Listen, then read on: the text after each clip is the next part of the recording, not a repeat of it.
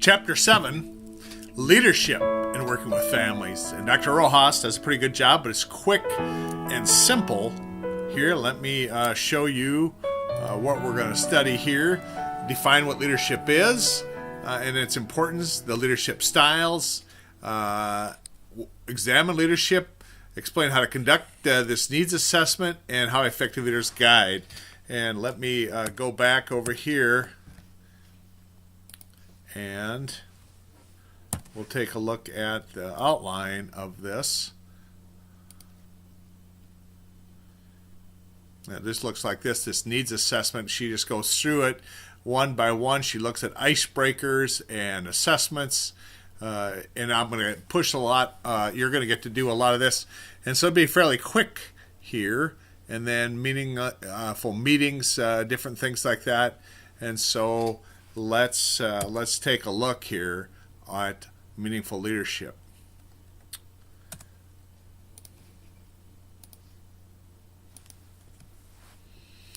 Defining leadership and its effect on the family engagement and why it matters here. Watch this video on people's perception of what a leader is, and I put that for you here. And so this will be number one, is a brief description of what people see a leader is out of that, and why it's important for schools to have leadership, especially from you as our classroom teachers. And then the 5 leadership styles. And let me just say this about the first 5 questions on the test are directly related to these different leadership styles. Okay, so you're creating this positive school and climate. Let me just say these: servant leadership, strategic leadership, visionary leadership, and autocratic leadership. And there they are. And I'm going to say to you, here's number 2, is you have a description for each of those so that you can, and transformational leadership is right here that goes with it. Let me just highlight that for you. So there's the 5th one. Then this video, look at the characteristics of transformational leaders, and this will be number 3 on what is a transformational leader after you look at that video in your school. Leadership and family education. Strong leader will seek to use the vision of the school as a springboard to all the programs, and that's a test question also, so hang on to that if you would. Leadership training. Lay leaders benefit from having guidelines to follow and developing leadership skills. Leaders' goal is to establish an environment that facilitates and guides leaders. So here is the criteria for group communication.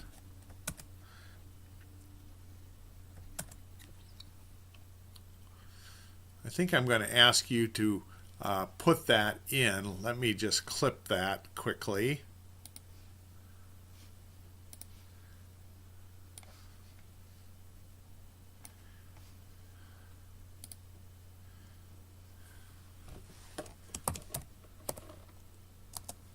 -2. And there you have that. Criteria for group communications. Let's take a look at that. Come to the meeting and ready to ask questions, know your ideas, speak freely, accept others, engage friendly disagreements, be sincere, allow and promote individual freedoms, work hard. And you would think those would go without saying, but you would quickly find they don't. So let's back up and say that will be number 4. You'll stick that in your notes right there. This needs assessment here, before you begin, you have to figure out what the needs of your community, your school are. So the first one is interest finders. And I'm going to again give you this. Here you have this. So you don't have to put that in. It's here. You know what? I take that back. I think this won't come through. So you can slip this in, leadership training. Okay.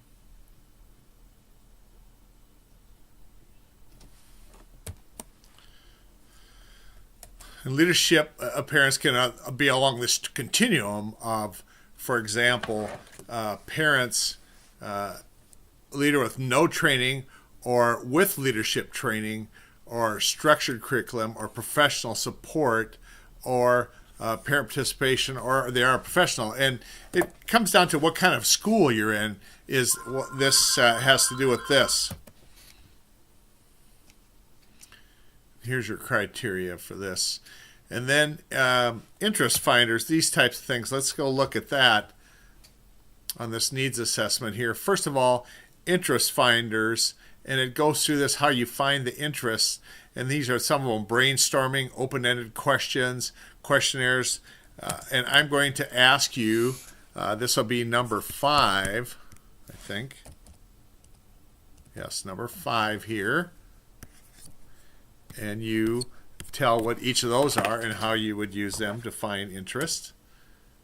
Okay. And then development of objectives in leadership facilitating learners and families. And I'm going to, I think I'll clip this for you right here under leadership facilitating this. I'm going to ask you to put this 2 places, both in your notes and on your website, as part of the projects, a part of the clips, just because I think it's something that may be of value to you in the future.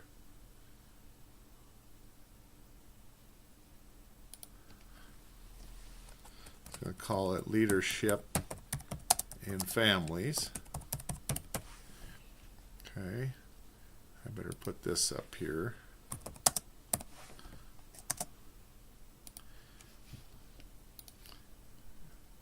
And then here are some of those, like group discussions, and it gives you examples. So again, I want you to come in here, and this will be number 6, as you tell me a little about each of these, how you'd use emails, websites, social media to determine your needs. And it gives you a nice look at each of those. Okay. And then we go to establishing a positive climate in your meetings. And first of all, icebreakers. You know what icebreakers are, is when you get to know each other. And then I want you to tell me what each of these are. And after they're seated, you get those. Okay, those are the icebreakers, bingo cards, who am I, and after they're seated, these things. And then we get to this, the group roles, dynamic roles, task roles, dynamics of the individuals. And so number 7, you give me 1 sentence about what those each have to do with it. And then role descriptions. And I can't quite decide what to do with this, these. So here's what I think I'm going to do. I'm going to, I think I'm just going to give you each of these in your notes, because there's a lot of questions on the test about what these different ones are. So first of all, the task-oriented ones, and I'm just going to give you this much, and you can add this to it. And here is the group building ones, and here is the dysfunctional roles, and they come from right here. They are, but I want you to have a little more than that. So let's that will be that'll be number 7. This will be number 8 to have those, and they'll be quick. Then what is a productive group? I'm going to give you this, and again, I'm going to say to you, I would like this in your notes, as well as on your web page for you in the future. And it's just going to be productive groups, and then this down here is less productive. And I'm just going to call this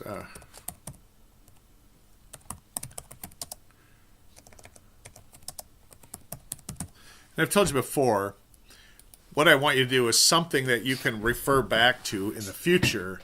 But this productive groups has of interest to you because they go through, they listen and pay attention, they discuss, and then it goes down here also to this. Members do not listen, they don't discuss, those types of things. So I think it'll serve you well. Put it in your notes and on your website, if you would. Then role-playing and group roles, the observer. And there's a question on the test about the observation wheel.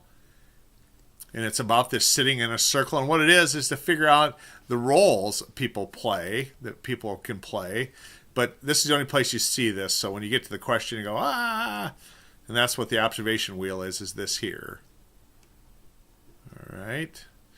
And then these end of the meeting evaluations, they're all coming from here. And so this is number 9. Talk about those.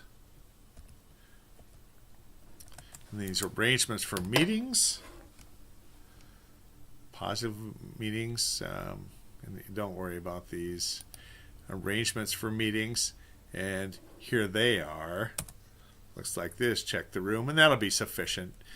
Greet the people, refreshments, informal discussions, icebreakers, things that you would do. But again, if you're not used to running meetings, that will be an issue. And the one I would say here it doesn't talk about here is if you need lights or sound, if you need microphones, always a thing, you may need those. And then have these different ones. These are the formal and informal.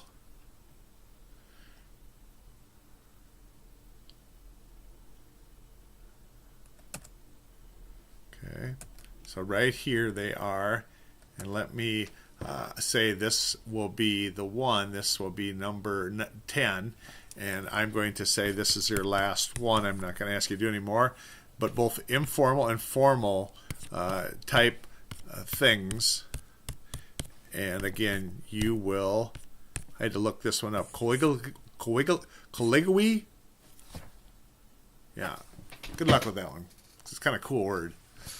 But of each of these, it tells you what their use is. And I thought that was one of the coolest parts in the chapter. There's one test on the question that caused some problems where you bring an expert in to tell you about something and what's the best thing for that. And obviously that would be the lecture. And that's what kinds of things I want you to pay attention to. And it takes you all the way through those right here in the text. There's that one. Clickleys. So then we go to the next one, and that you've got it. So here, I can't decide about these because here it gives you some of these suggestions, and I'm not sure I'm going to give those. I'm going to but it gives you an idea of what these are for, these different ones. Okay, but that's what I want you to come up with when you're addressing these here. And then you will be ready to run a parent group and effective school and teacher meetings, because you'll have completed Chapter 7.